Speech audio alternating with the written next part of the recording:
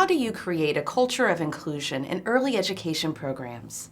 In this story, listen to a conversation among staff members whose inclusive program evolved and grew out of their commitment to support children's growth and learning in individualized and developmentally appropriate ways. I look back, 15 years ago when I started at school, and I'm such a different teacher now than I was back then, just growing, and every day you grow and learn, and challenging and holding each other accountable and responsible, and because inclusion is just who we are. It just happens.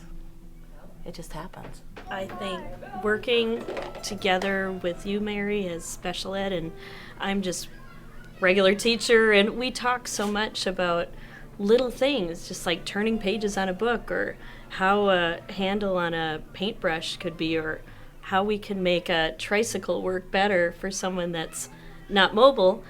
And it works. I mean, we have these conversations, and I don't think of them as big, like, oh, we're making big modifications, but they're important conversations. And it's ongoing. It doesn't stop. It's just an ongoing part of the relationship. I think when I first started coming here, which I don't know how long ago it was, but the program was already going, and I think what impressed me was how natural it is. Just how natural. You don't have to, it's not like you pick a time and you work on this and you work on that. It's just part of everything.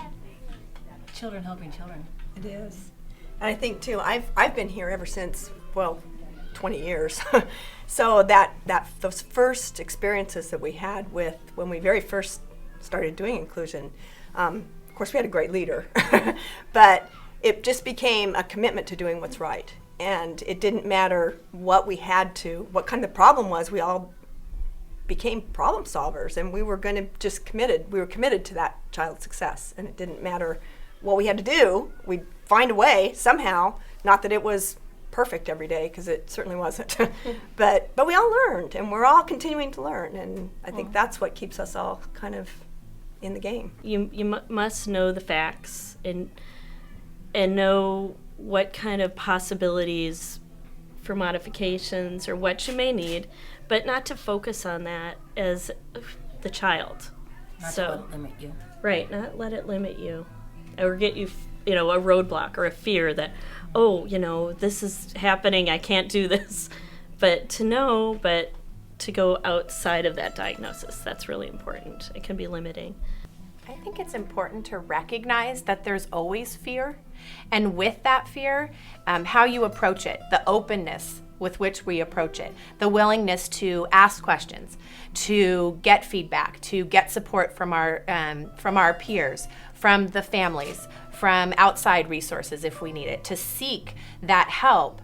Our openness in being willing to do that is part of what makes us unique and makes us who we are. So there's always fear. There's fear in everything. And you know what? A world without fear, I think would be a world without change, would be a world without wonder. And it's that open piece, that willingness to step outside that and look beyond that diagnosis or that piece of paper or those fears that you may have, and step beyond and step outside of those boxes to do what's best for kids. What ideas from this discussion inspire you? Have you identified your program's goals for fully serving all children and families? What are your shared foundational beliefs? In what ways could a conversation similar to this one strengthen the identity and culture of your program?